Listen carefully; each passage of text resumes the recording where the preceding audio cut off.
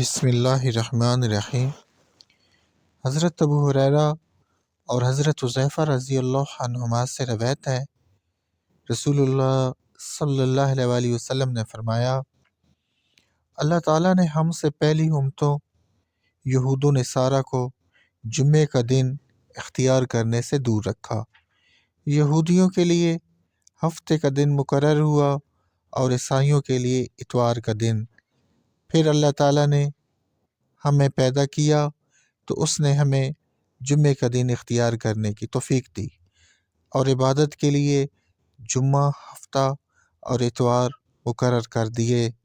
اس لحاظ سے وہ ہم سے پیچھے ہیں، اسی طرح قیامت کے دن بھی وہ یہود و نصارہ ہم سے پیچھے ہوں گے۔ ہم دنیا میں آنے کے لحاظ سے تو سب سے بعد میں آئے ہیں، لیکن قیامت کے دن سب سے آگے اور پہلے ہوں گے۔ تمام لوگوں سے پہلے ہمارے لیے جنت میں جانے کا فیصلہ کیا جائے گا۔